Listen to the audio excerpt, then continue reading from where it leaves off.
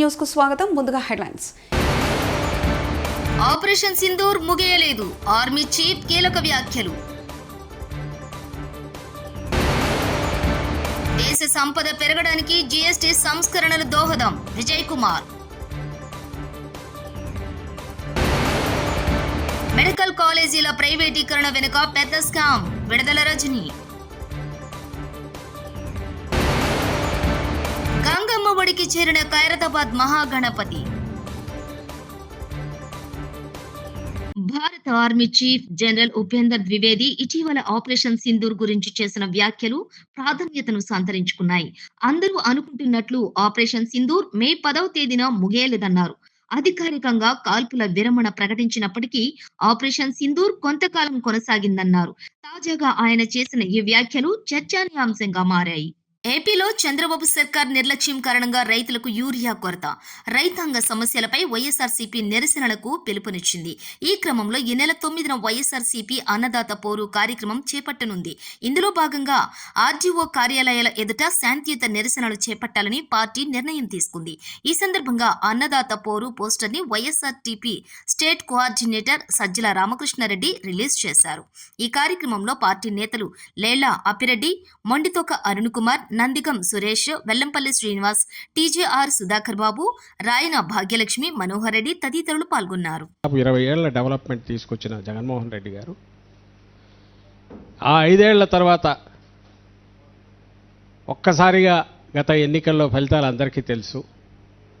ఈ కొత్త ప్రభుత్వం కూటమి పేరుతో తెలుగుదేశం పార్టీ నేతృత్వంలో చంద్రబాబు గారి ఆధ్వర్యంలో ఏర్పడిన ప్రభుత్వం ఏర్పడి సంవత్సరం దాటింది. 15 నెలలలోనే మొత్తంగా 5 ఏళ్లలో నిర్మించిన ఒక వ్యవస్థల పరంగా కానీ లేదా అన్ని వర్గాల సంక్షేమం రీత్యా కానీ వాళ్ళ సాధికారతను పెంచే దిశగా కానీ జగన్మోహన్ రెడ్డి గారు చేసిన మార్పులన్నింటినీ విధ్వంసం చేసి ఈరోజు ఒక అరాచకం మాత్రమే ఉందనడానికి ఎక్కడ తగిలినా అది విద్య కావచ్చు, వైద్యం కావచ్చు, ఇప్పుడు తాజాగా మనం ఏ ఇష్యూ గురించి అయితే మాట్లాడుతున్నామో రైతాంగానికి, వ్యవసాయానికి సంబంధించిన సమస్య కావచ్చు, అసలు ప్రభుత్వం అనేది లేదు, అరాచకం తప్ప, లేదా మాఫియా అరాచకాన్ని ఆసరాగా చేసుకొని మాఫియా ముఠాల రాజ్యం నడుస్తుంది. ఎక్కడ సంక్షోభం లేకపోయినా సృష్టించి దాంట్లో ఏ రకంగా కమిషన్లు దండుకోవాలా, ఆర్టిఫిషియల్ క్రైసిస్ క్రియేట్ చేసేనా అన్నదానికి ఏదైనా ఒక ఉదాహరణ చక్కటిది చెప్పాలంటే ఇప్పుడు యూరియా ఫర్టిలైజర్ ఇష్యూ రాష్ట్రంలో తలెత్తింది. ముఖ్యమంత్రి మాటల్లోనే చెప్తున్నాడు యూరియాకు సమస్య లేదు, కావాల్సినంత ఉందని. అండ్ సాగు రీత్యా చూస్తే 100 ఎకరాలకు సాగు కావాల్సింది 60 ఎకరాలు కూడా కాల, అంటే 60% కూడా లేదు.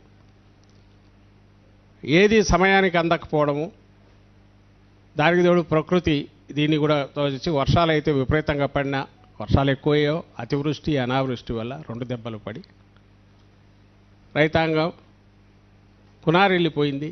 ఉన్నంతలో ఏదైనా వ్యవసాయం చేసుకుందామంటే దానికి అవసరమైన విత్తనం కానీ ఎరువులు కానీ అవి సమయానికి దొరకట్లేదు.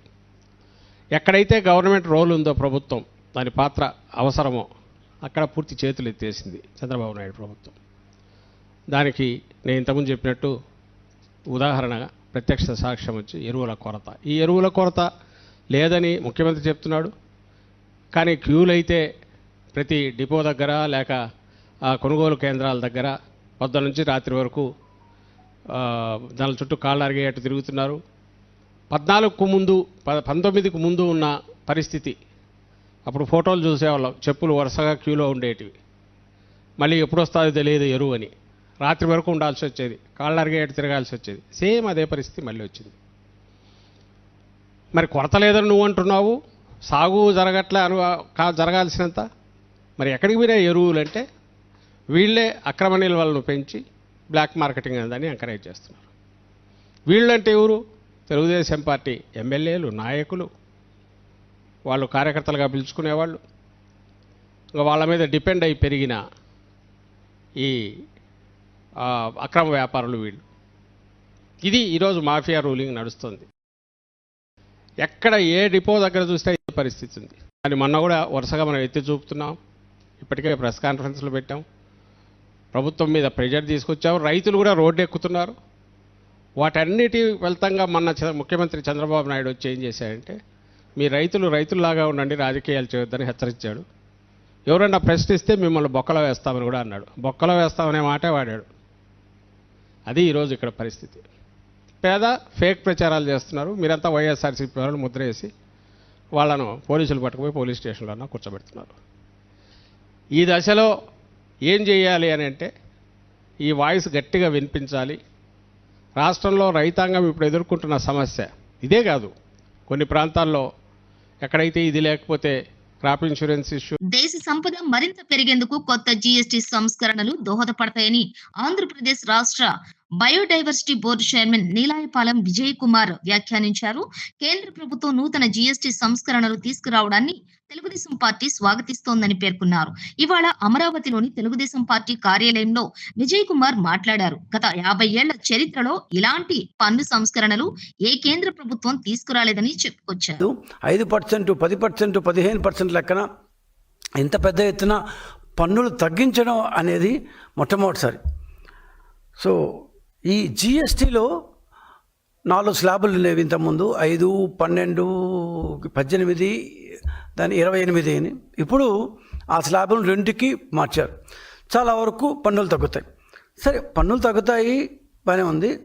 ప్రత్యేకంగా మన దైనందిన జీవితంలో మనం రోజు ఎక్స్పీరియన్స్ చేసే దీంట్లో ఏమేమి పన్నులు తగ్గుతాయి, లేక అసలు మనకు వ్యక్తిగతంగా ఏమి లాభం ఉంటుంది, ఇంకా చెప్పాలంటే దేశం సంగతిలో ఆటోమేటిక్ తగ్గుతాయి. కాబట్టి మన ఆంధ్ర రాష్ట్రానికి ఈ కొత్త జిఎస్టీ విధానం వల్ల వచ్చే అదనపు ఆదాయం ఏంటి? ప్రతిపక్ష పార్టీలు కొన్ని, కాంగ్రెస్, కొంతమంది కొన్ని రాష్ట్రాలకి దీనివల్ల నష్టం వస్తుంది, మాకు కాంపెన్సేట్ చేయాలి అంటూ ఉన్నారు. కానీ స్పష్టంగా ఒక్క విషయంతో నేను ఈ డిస్కషన్ని మొదలు పెడతాను. ఆంధ్రప్రదేశ్ కూటమి ప్రభుత్వం, తెలుగుదేశం పార్టీ, ఈ రెండు కూడా ఈ కొత్త జిఎస్టీ విధానాన్ని we are welcoming with heartfully. We are welcoming so heartfully. దీనిలో ఏ విధమైన సందిగ్ధానికి తావులేదు. మేము సంపూర్ణంగా ఈ కొత్త జిఎస్టీ విధానాన్ని ఆహ్వానిస్తున్నాం. సో ఓకే, ఆహ్వానిస్తున్నాం అని చెప్పిన తర్వాత మనం అందరం పేపర్లో రోజు చదువుతూనే ఉంటాం. ఈ మధ్య ఒక 1 మంత్గా మన అమెరికన్ ప్రెసిడెంట్ ట్రంప్ గారు భారతదేశం నుంచి వచ్చే ఎగుమతుల మీద అంతకుముందున్న 5, 10, 12% ట్యాక్స్ కాకుండా, పన్నులు కాకుండా, వాళ్ళు టారిఫ్ అంటారు దాన్ని, ఆ టారిఫ్ కాకుండా ఈసారి 50%, దాదాపు ఒక ఐటీ, ఫార్మా, మందులు ఇట్లాంటివి కాకుండా దాన్ని కూడా వేస్తారేమో రాబోయే రోజుల్లో తెలియదు. కానీ సో దీని మీద పన్నులు వేస్తాను, 50% ట్యాక్సేషన్ వేస్తాను అన్నారు. మిగతా అవన్నీ పక్కన పెడితే బాగా దెబ్బతినబోయేది మన యొక్క రొయ్యలు, చేపలు, రొయ్యలు. భారతదేశం ఎక్కువగా ఆంధ్రప్రదేశ్ నుంచి ఏదైతే ఎగుమతి అవుతుందో అది ఖచ్చితంగా దెబ్బతింటుంది కొంతవరకు. సో ఇట్లాంటి దెబ్బతిన్నప్పుడు ఈ ఇన్కమ్ని వేరే దీని నుంచి చూసుకోవాలి, ఆ పర్టికులర్ రంగాన్ని కూడా ఏ విధంగా చేయాలి అన్న విషయాన్ని మనం చూసుకోవచ్చు.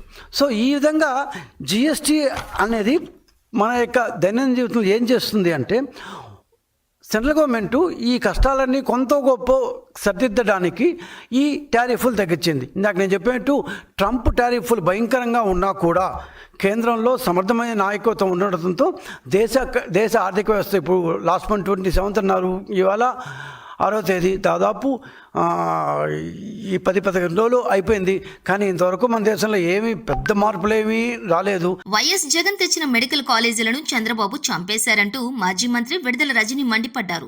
ఒక్కో మెడికల్ కాలేజీని తీసుకురావడానికి ఎంత కష్టమో చంద్రబాబుకు తెలియదు.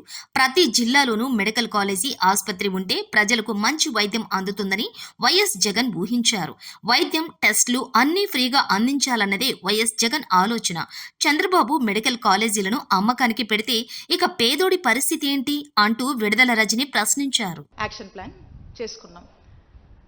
మరి ఈ రోజున అన్నిటినీ కూడా చంపేస్తూ చంద్రబాబు నాయుడు గారు తీసుకున్నటువంటి నిర్ణయాన్ని వైఎస్ఆర్ కాంగ్రెస్ పార్టీ వ్యతిరేకిస్తుంది. ప్రజల తరఫున వైఎస్ఆర్ కాంగ్రెస్ పార్టీ మరి ఈరోజు ఈ ప్రభుత్వాన్ని ప్రశ్నిస్తోంది.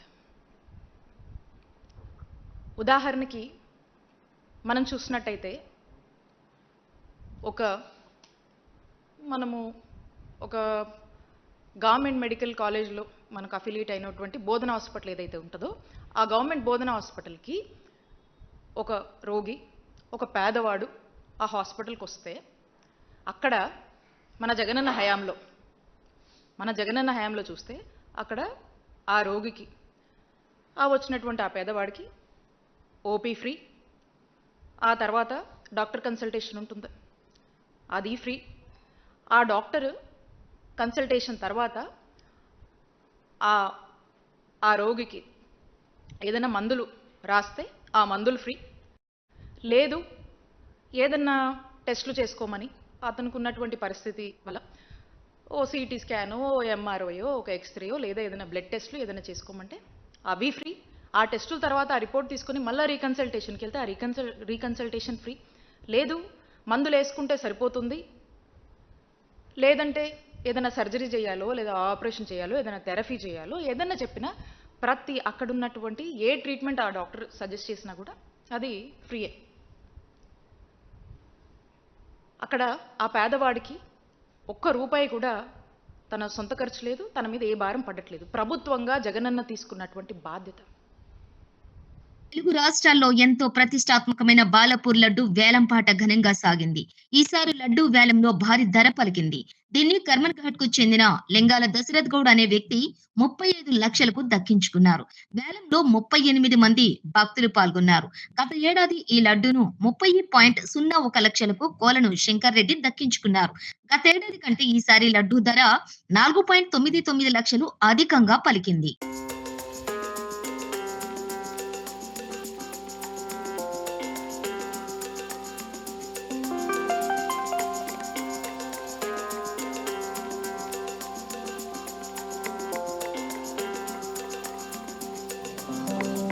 గంగమ్మ ఒడికి చేరిన ఖైరతాబాద్ మహాగణపతి.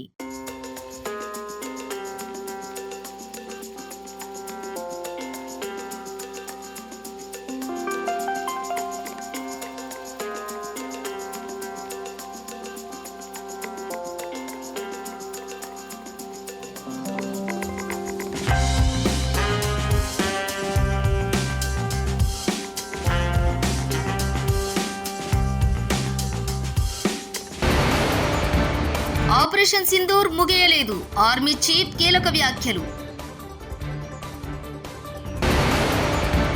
దేశ సంపద పెరగడానికి జీఎస్టీ సంస్కరణలు దోహదం, విజయ్ కుమార్. మెడికల్ కాలేజీల ప్రైవేటీకరణ వెనుక పెద్ద స్కామ్, విడుదల రజని. గంగమ్మ ఒడికి చేరిన ఖైరతాబాద్ మహాగణపతి. ఇవి బులెటిన్ విశేషాలు.